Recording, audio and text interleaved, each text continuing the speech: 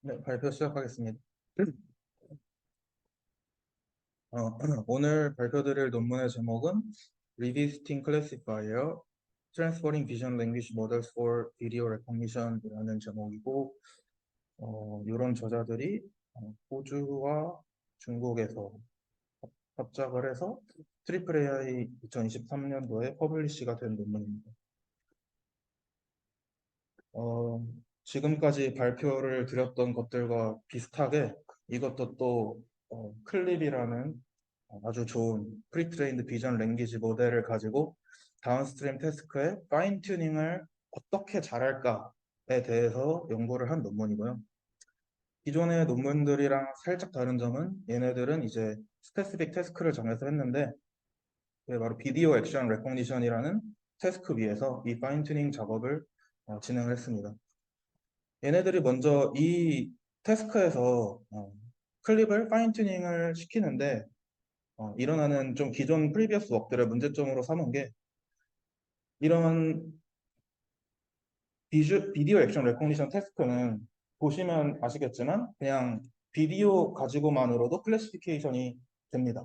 그래서 굳이 이런 이미지 텍스트가 듀얼로 있는 모델 중에서 텍스트를 안 쓰고 이미지 인코더만 가지고 사용을 해서 그냥 학습하는 방식들이 주로 기존의 방법들에 이루어졌다고 합니다.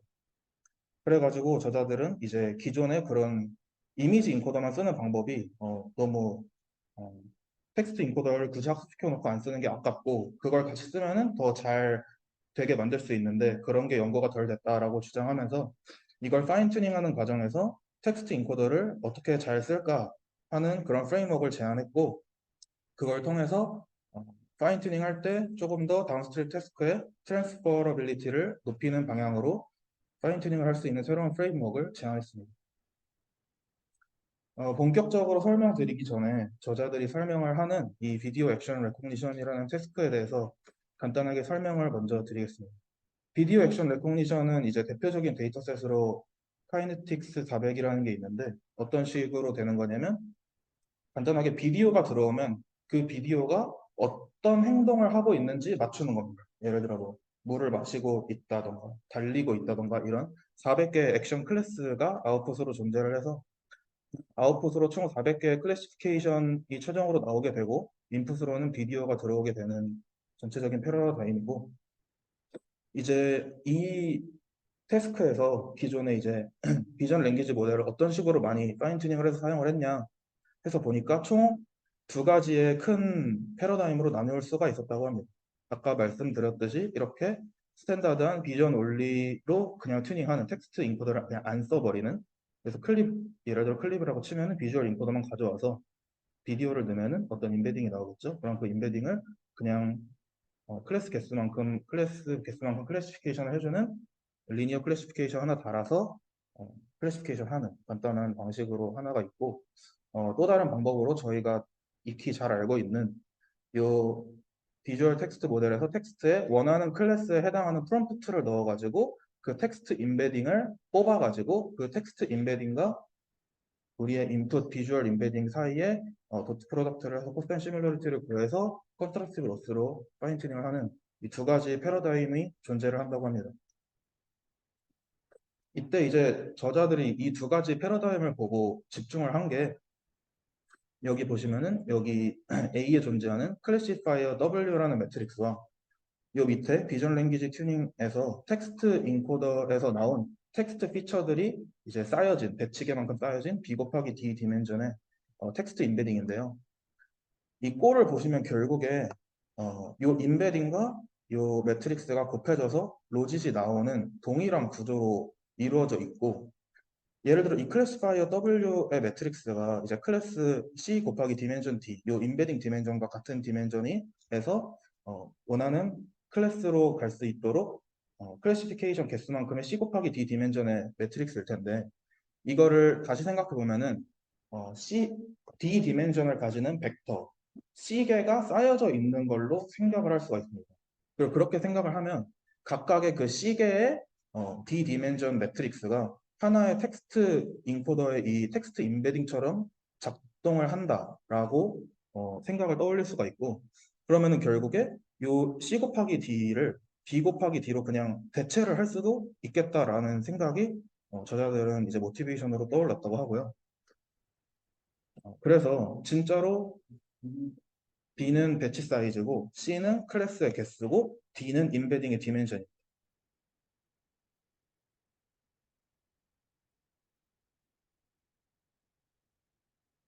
어떤 느낌인지 이해되시나요? 네. 그래서 요 클래시파이어 W가 하는 역할이 결국에 요 인베딩이 하는 역할이랑 똑같다. 그냥 얘는 배치계의 클래스가 있는 거고 얘는 C계의 클래스가 있는 결국에 D 디멘셔널의 벡터들에 쌓여있는 그냥 매트릭스다. 똑같다라는 거고 그럼 진짜로 얘네 둘이 시멘틱적으로도 똑같아서 같은 역할을 할 수 있냐를 일단 저자들이 먼저 봤습니다. 그래서 여기 보시면은 아까 A에 요 클래시파이어를 파인 튜닝 했을 때 클래시파이어 W가 C 곱하기 D 매트릭스잖아요. 그러면은 각각의 클래스들의 C개의 벡터로 쪼갰을 때 오른쪽과 같이 이렇게 C개의 각각의 클래스에 해당하는 벡터들 사이에 코릴레이션을 계산을 한 거고 요 아래 같은 경우에는 요 그 클래스에 해당하는 텍스트 인코더에서 나온 텍스트 임베딩의 코릴레이션을 계산을 한 겁니다. 그렇게 계산을 해서 봤을 때 잘 보이시는지 모르겠는데 확대를 해보면 여기 보시면 여기 조금 밝은 부분이 코릴레이션이 좀 더 높은 부분이고 어두운 부분이 코릴레이션이 낮은 부분인데 보시면은 eating 어쩌고 하는 텍스트 같은 경우에는 당연히 여기 보시면은 eating 뭐 아이스크림도 있지만 eating 케이크도 있으니까 앞에 eating이라는 동일한 텍스트가 들어가니까 좀 더 코릴레이션이 높은 그런 경향을 텍스트 인베딩들은 보인다고 합니다. 근데 실제로 그 텍스트 인베딩이 보이는 피처들의 시멘틱한 코릴레이션 경향이 실제로 우리가 웨이트 매트릭스를 이용해서 그냥 파인 튜닝을 리니어 클래시피케이션을 통해서 했을 때도 그 웨이트 매트릭스를 가져와서 해봤을 때도 비슷하게 그런 경향이 나타난다라는 이야기를 했고요. 그래서 실제로 그 웨이트를 그냥 파인 튜닝 하지 않고 우리가 저 텍스트 인베딩을 가져와서 저 웨이트 매트릭스에다가 그대로 이니셜라이즈해서 프리즈 해버리고 사용을 해도 얘가 충분히 잘 동작할 수 있겠다라는 인투이션을 얻었다고 합니다. 네. 사실 이게 메소드의 거의 전부라고 보시면 되는데 한번 이제 조금 더 자세하게 여기서부터 설명을 드리겠습니다. 그래서 얘네가 하고 싶은 거는 앞에서 말씀드렸다시피 이 클래시파이어 W를 비주얼 인코더랑 동시에 학습시키는 게 아니라 어떤 이런 프리트레인드 텍스트 인코더에서 나온 D 곱하기 D인데 뭐 클래스 개수만큼 텍스트를 뽑으면 C 곱하기 D가 되겠죠?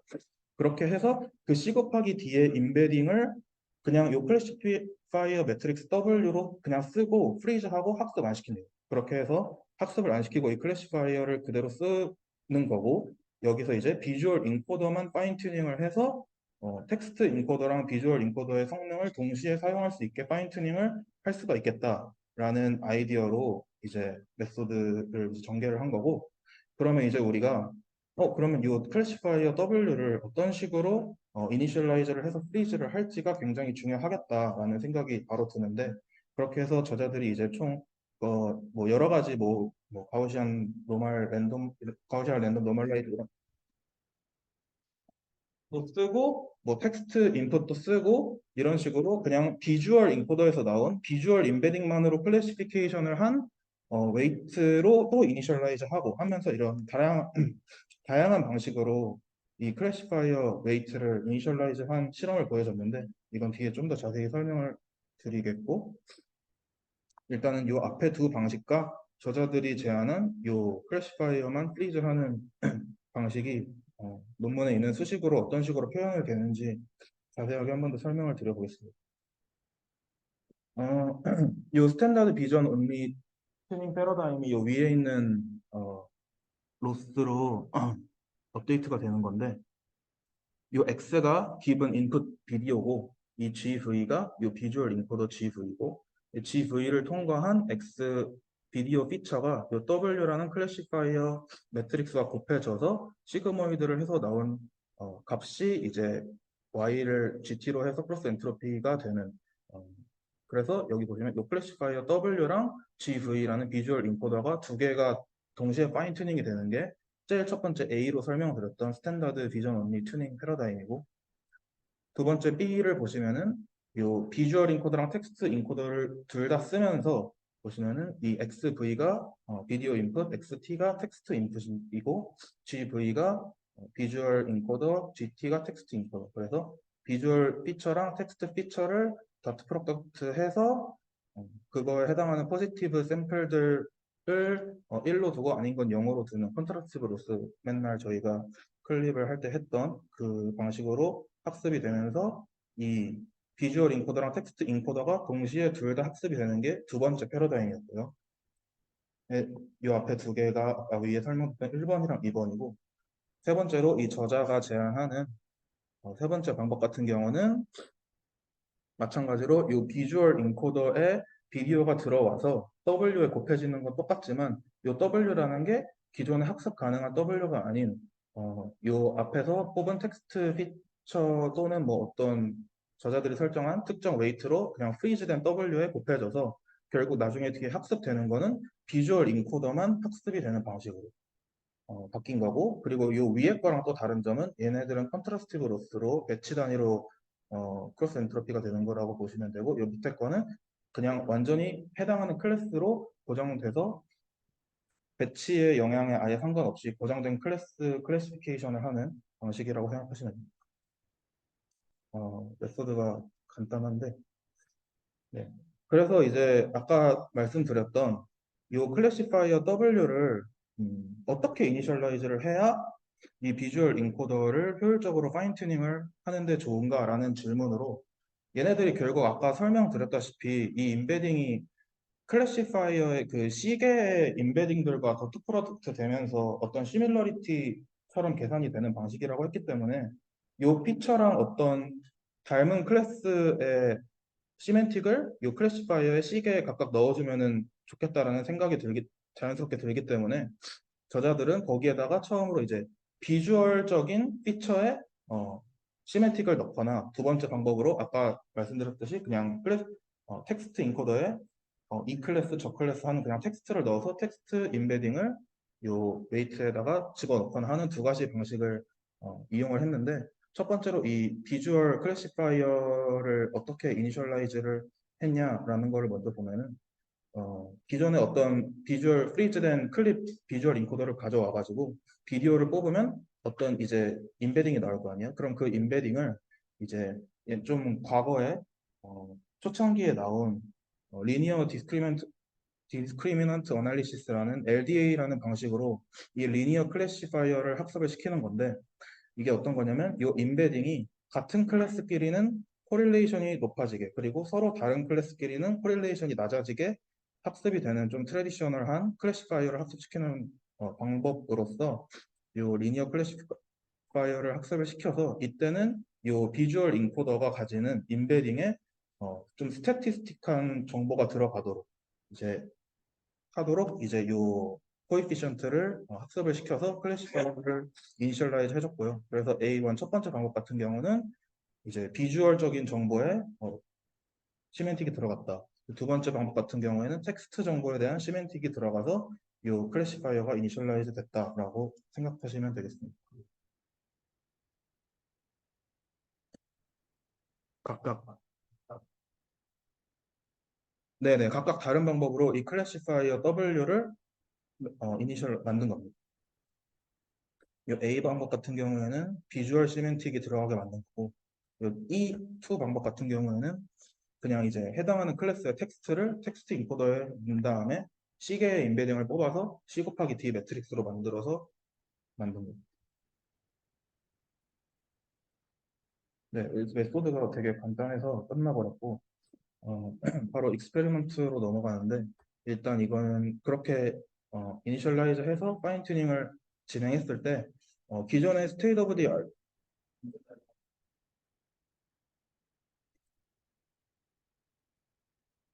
네, 맞습니다. 요게 이제